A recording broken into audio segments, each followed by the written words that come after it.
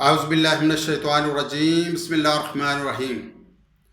آج ہے 4 نومبر 2024، دن ہے سوموار کا۔ میرا نام ہے ملک محمد حنیف۔ السلام علیکم۔ انبیاء علیہ السلام میں سے ذکر آج ہوگا حضرت عیسیٰ علیہ السلام کا، اور اس میں ہم دیکھیں گے حضرت عیسیٰ علیہ السلام کا قرآن پاک کے اندر کس کس صورت کے اندر ذکر ہے، اور حضرت بی بی مریم جو ان کی والدہ محترمہ ہیں ان کا بھی تعارف اس میں شامل کیا جائے گا۔ اللہ پاک نے قرآن پاک کے اندر حضرت عیسیٰ علیہ السلام کا ذکر 6 صورتوں میں کیا ہے۔ سورت آل عمران آیت نمبر 45 تا 57، 45 تا 57، اور دوسری صورت ہے سورت نساء آیت نمبر 156 تا 159، اور آیت نمبر اسی نساء کی 171 تا 172، 2 آیتیں ہیں اس کی۔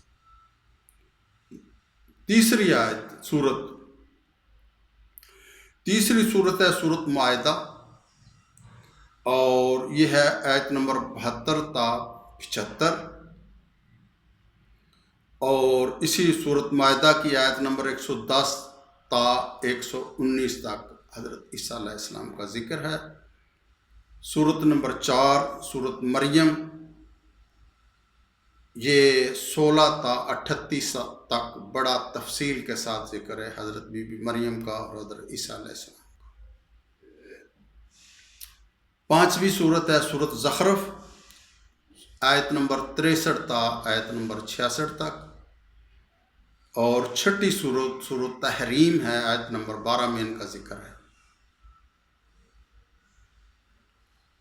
حضرت بی بی مریم رضی اللہ تعالی عنہا کا ذکر کرتے ہیں، تعارف حاصل کرتے ہیں۔ تھوڑی سی ان کی بیک ہسٹری دیکھتے ہیں۔ بنی اسرائیل کے اندر ایک شخصیت تھا فاقوزہ کی 2 بیٹیاں تھیں۔ ایک کا نام تھا عیشا۔ حضرت عیشا کی شادی ہوئی حضرت زکریا علیہ السلام سے، جن سے حضرت یحییٰ علیہ السلام پیدا ہوئے، اور دوسری بیٹی تھی حنا۔ حضرت حنا سے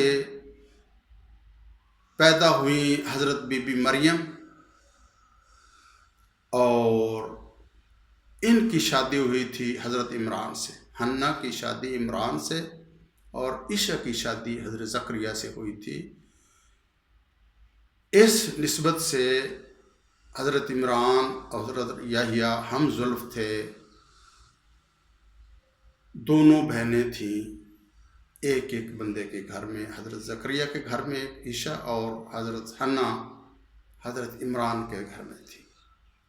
اللہ کی قدرت کہ اللہ پاک نے کافی عرصہ تک، بڑھاپے تک، نہ حضرت عیشا کو اولاد دی اور نہ حضرت حنا کو۔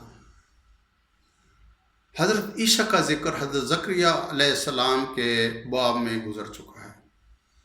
آج بات ہم کریں گے حضرت بی بی مریم کی والدہ محترمہ حضرت حنا کی۔ حضرت حنا بوڑھی ہو چکی ہیں، بھانج ہیں، اور عمر کافی ہو چکی ہے۔ زندگی کے اندر اللہ پاک کی سب نعمتیں جو ہیں وہ بندہ کہتا ہے کہ مجھے مل جائیں، لیکن اولاد کی نعمت جو ہے اس کو بہت شدت سے بندہ محسوس کرتا ہے، خاص کر جب اس کے سامنے کوئی ایسا واقعہ ہو جائے تو پھر اس کے دل کے اندر سے ہوک سی اٹھتی ہے، دعا نکلتی ہے، پکار نکلتی ہے، اور اللہ پاک وہ پکار کبھی کبھی سن بھی لیتے ہیں، اکثر سنتے ہیں۔ اگر بندہ نیک ہو تو اللہ پاک دعا سن لیتے ہیں، بے شک وہ دل میں کرے یا اونچی آواز سے۔ تو حضرت یحییٰ کے لیے دعا کی تھی اس کے باپ نے، ان کے باپ نے، حضرت زکریا علیہ السلام نے، کہ انہوں نے حضرت بی بی مریم کے حجرے میں بے موسم پھل دیکھے تھے. تو یہ خواہش ان کے ذہن میں پیدا ہوئی کہ اللہ پاک جو بے موسم پھل حضرت بی بی مریم کو دے سکتا ہے تو مجھے اولاد بھی دے سکتا ہے. تو انہوں نے اللہ پاک سے ہاتھ اٹھا کے دعا کی، اللہ پاک نے قبول کر لی. تو حضرت یحییٰ علیہ السلام پیدا ہوئے. ذکر پیچھے گزر چکا ہے. یہ جو حضرت حنہ تھی، حضرت عمران کی بیگم، ایک دن صحن میں بیٹھی ہوئی تھی، ایک چڑیا آئی، وہ اپنے بچے کو چوگا کھلا رہی ہے، دانہ دن کا کھلا رہی ہے. تو ان کے ذہن میں ایک ہوک سی اٹھی کہ کاش میری بھی اولاد ہوتی، میں بھی اپنے بچے کو کھلاتی. تو دل میں خیال آیا، کام چھوڑ کے انہوں نے اللہ کے حضور ہاتھ بلند کر دیے. اللہ پاک، تیرے ہاتھ میں سارے خزانے ہیں، میں بے اولاد ہوں، بانجھ ہوں، اگر تو مجھے اولاد جیسی نعمت سے مالا مال کر دے گا، مجھے اولاد دے دے گا، میرا جو بیٹا ہوگا پہلا، وہ میں بیت المقدس کی نظر کر دوں گی.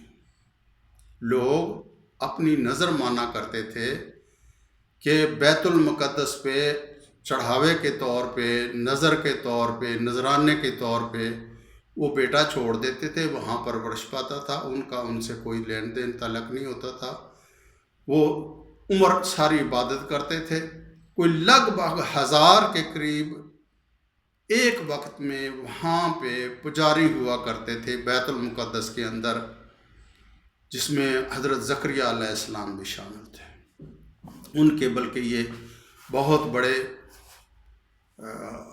عبادت گزاروں میں یہ ان کے ہیڈ تھے. 1000 بندہ ہوتا تھا. تو اسی طرح نظر نیاز والے وہ بچے تھے جو لوگ چھوڑ جاتے تھے، بیٹوں کو چھوڑ جاتے تھے. تو اس بات کا ذکر حضرت حنہ نے حضرت عمران سے کیا کہ میں نے یہ منت مانی ہے. تو حضرت عمران تھوڑے پریشان ہوئے. انہوں نے کیا، اللہ کی بندی، اگر بیٹی ہوئی تو پھر ہم کیا کریں گے؟ کیونکہ اس سے پہلے تو کوئی ایسی ریت نہیں تھی، کوئی ایسا رواج نہیں تھا کہ بیٹی جو خدمت کے لیے نذرانے کے طور پہ بیت المقدس میں چھوڑی جائے. تو انہوں نے کہا میں تو اب کر چکی ہوں، اللہ کا کرنا ہوا ایسا کہ خدا کی قدرت سے وہ حاملہ ہو گئی.